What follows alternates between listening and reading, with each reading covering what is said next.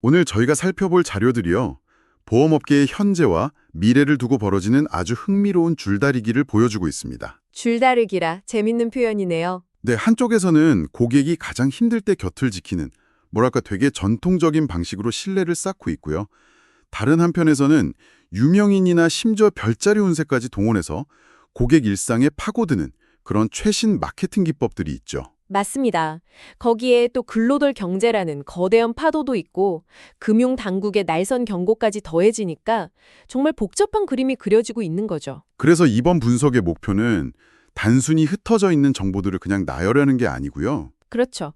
이 복잡한 그림 속에서 서로 다른 힘들이 어떻게 부딪히고 있는지, 그리고 그 충돌의 중심에서 소비자로서 우리는 또 청취자분들은 어떤 선택을 해야 하는지 이걸 명확히 이해하는 게 중요합니다. 결국 모든 이야기는 하나의 키워드로 모이게 되겠네요. 네, 바로 신뢰라는 단어입니다. 좋습니다. 그럼 그 신뢰의 가장 원초적인 형태부터 한번 시작해보죠. 첫 번째 주제, 보험 영업의 본질에 대한 이야기인데 줄 서는 영업이라는 표현이 눈에 딱 띄더라고요. 아, 그 기사요? 네, 최고의 성과를 내는 설계사들 비결이 화려한 언변이 아니래요. 바로 보험금 청구 서비스에 있다는데 솔직히 처음엔 좀 의아했어요. 그럴 수 있죠. 울산의 한 설계사 팀은 하루 종일 보험금 청구 대행만 해주는데 연봉이 5억 원을 넣는다고 해요. 아니 이게 정말 가능한 이야기인가요? 충분히 가능하고요. 또 이게 바로 보험업의 가장 본질적인 가치를 보여주는 사례라고 할 수 있습니다. 본질적인 가치요? 네. 여기서 핵심은 결정적 순간에 고객 곁을 지켜준다는 경험이에요. 우리가 평소에 보험의 필요성 잘 못 느끼잖아요. 그렇죠. 매달 돈만 나가는 것 같고. 맞아요.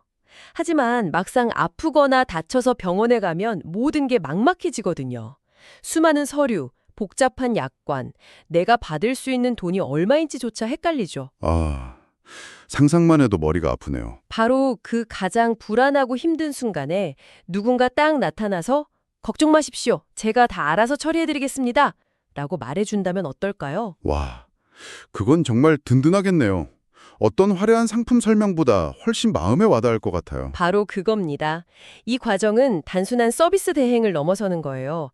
강력한 심리적 유대감을 형성하는 거죠. 아, 그리고 아주 자연스럽게 다음 단계로 이어집니다. 고객의 보험금 청구를 돕다 보면 그 고객이 가진 모든 보험 증권을 들여다보게 되잖아요. 그렇죠. 다 봐야 하니까. 그러면서 아, 이런 부분은 보장이 좀 부족하시네요. 라던가 이 특약은 중복이라 불필요한 돈을 내고 계셨네요. 같은 이른바 보장 공백을 발견하게 되는 겁니다. 아하, 그러니까 문제를 해결해주는 과정 자체가 최고의 컨설팅이자 또 새로운 영업 기회가 되는 셈이군요. 정확합니다. 요즘엔 실손24 같은 자동 청구 앱도 나왔다고 하던데 그럼에도 불구하고 이런 인간적인 역할이 여전히 유효하다는 거네요. 오히려 더 중요해졌다고 볼 수 있습니다. 앱은 서류 제출, 그러니까 행정 절차를 간소화할 뿐이거든요. 그렇죠. 이 질병 코드가 정말 보험금 지급 사유에 해당하나요? 같은 본질적인 질문에는 답을 못 해주죠. 복잡한 약관을 고객 상황에 맞게 해석해주고 그 심리적 불안감을 잠재워주는 역할, 이건 오직 사람만이 할 수 있는 겁니다. 기술이 발전할수록 역설적으로 가장 아날로그적인 가치가 더 중요해진다. 뭐 그런 이야기군요. 네, 바로 공감과 신뢰의 가치가 더 강력한 경쟁력이 된다는 사실이죠. 그렇군요. 그렇게 힘든 순간에 쌓은 신뢰는 정말 오래가겠네요. 그런데 모든 고객이 아프거나 다치는 건 아니잖아요. 그렇죠. 평범한 일상 속에서 고객과 대화를 시작하려면 뭔가 다른 접근이 필요할 텐데 다음 자료에 나오는 사례들이 바로 그 지점인데 솔직히 이건 좀 얄팍하게 들리기도 해요. 어떤 부분이요? 전 체조 선수 손현재 씨가 72억 원대 주택을 공동 명의로 매입했다는 소식이나 2026년 별자리 재물운 같은 거요. 이걸로 보험 상담을 시작한다고요? 고객들이 아, 또 영업 시작이네? 하고 바로 눈치챌 것 같은데요. 물론 그럴 위험이 있죠. 그래서 어떻게 접근하느냐가 관건입니다. 어떻게 말이죠? 예를 들어 손현재 씨 뉴스 같은 경우 자산가 고객에게 다짜고짜 상속세 준비하셔야죠. 이러면 대화가 딱 막혀버립니다. 그렇죠. 누가 좋아하겠어요? 하지만 요즘 손현재 씨 기사 보셨어요? 자녀를 위해 벌써부터 이렇게 준비하는 걸 보니 참 현명한 것 같더라고요. 이렇게 운을 떼면 분위기가 달라지죠. 아, 이건 재무 상담이 아니라 그냥 세상 돌아가는 이야기가 되니까. 네. 그 대화를 통해서 자연스럽게 부부 공동 명의의 절세 효과나 자녀를 위한 증여 플랜, 종신보험의 필요성으로 연결할 수 있는 거고요. 고객이 자기 상황을 직접 말하는 게 아니라 제3자의 사례를 통해서 객관적으로 돌아보게 만드는 일종의 우회 전략이군요. 맞습니다. 별자리 운세는 그보다 훨씬 더 가벼운 윤활유 같은 역할이고요. 윤활유요? 네, 진지하게 운세를 믿으라는 게 아니죠. 재미로 보는 신년 운세예요. 라면서 카카오톡으로 가볍게 안부를 전하는 거예요. 그러면서 마지막에 운세는 재미로 보시되 실제 자산 관리는 제가 꼼꼼하게 챙겨드리겠습니다. 이런 문장을 덧붙이는 센스가 중요하고요. 아, 그게 다 연결이 되는군요. 이 모든 시도들이 최근 보험사들이 유튜브 숏폼 마케팅에 열을 올리는 것과 정확히 같은 맥락에 있습니다. 삼성화재가 AI 쇼츠로 300만 뷰를 넘기고 삼성생명 구독자가 30만 명을 돌파한 것처럼요. 아, 그 자료도 있었죠. 핵심은 보험이라는 단어를 먼저 꺼내지 않는 거군요. 그렇죠.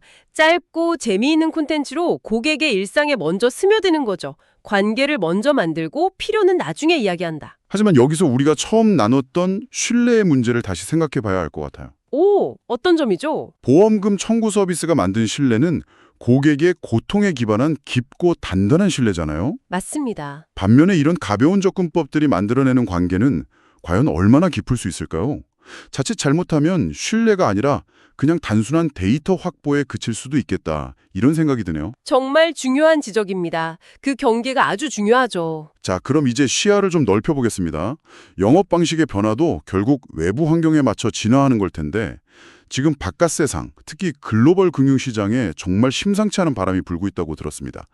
엔캐리 트레이드, 청산이라는 듣기만 해도 어려운 용어가 등장하는데요. 네, 맞습니다. 이게 우리 보험계약자들에게 구체적으로 어떤 의미가 있는 건가요? 이걸 아주 간단히 비유를 하자면요. 지난 수십 년간 전 세계 파티에 공짜 술을 공급하던 큰 손이 갑자기 술값을 받기 시작한 것과 같습니다. 공짜 술이요? 네.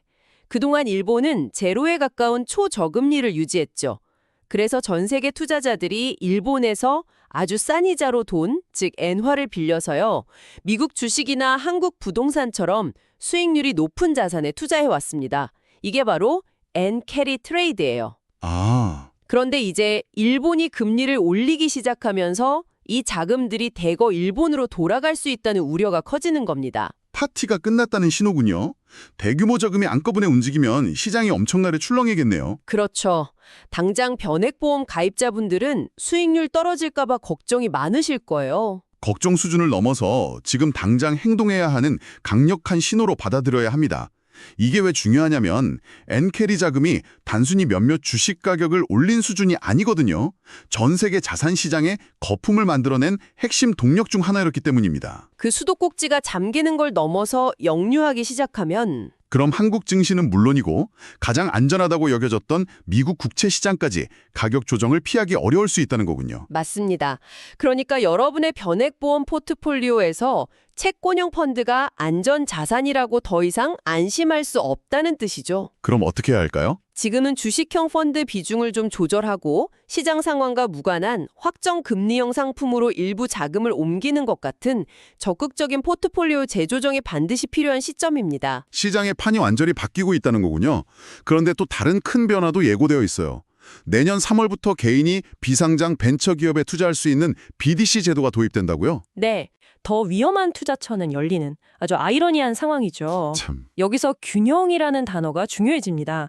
공격적인 투자가 쉬워지는 만큼 그 투자가 실패했을 때 내 가족과 삶을 지켜줄 단단한 수비의 역할이 그 어느 때보다 중요해지는 겁니다. 보통 투자 성향이 강한 분들은 보험의 낮은 수익률을 좀 답답해하잖아요. 그렇죠. 그 돈으로 차라리 주식 하나를 더 사겠다고 말하죠. 맞아요. 제 주변에도 그런 분들 많거든요.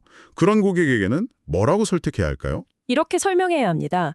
보험은 투자의 반대 개념이 아니라 성공적인 투자를 위한 가장 중요한 전제 조건입니다. 라고요. 아, 공격을 위한 수비다. 네, 든든한 수비 라인이 없으면 공격수들이 마음껏 못 뛰는 것처럼 내 자산의 일정 비율이 어떤 시장 상황에서도 절대 흔들리지 않는다는 믿음, 그게 있어야 더 과감하고 새로운 투자에 도전할 수 있는 심리적 안정감을 얻게 되거든요. 일리가 있네요. BDC 같은 제도는 그런 안정감을 가진 투자자에게만 진정한 기회가 될 수 있다는 점을 명확히 짚어줘야 합니다. 자, 이렇게 거시환경이 급변하는 가운데 보험업계 내부에서도 생존을 위한 움직임이 아주 역동적입니다.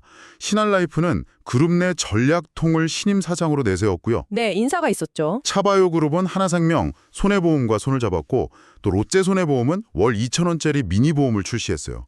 각자 가는 길이 다 달라 보이는데 어떤 전략들이 숨어 있을까요? 이 세 가지 사례가 현재 보험업계가 나아갈 세 가지 방향을 아주 명확하게 보여줍니다. 세 가지 방향이요? 네. 첫째, 신한라이프의 인사는 전쟁을 준비하는 겁니다.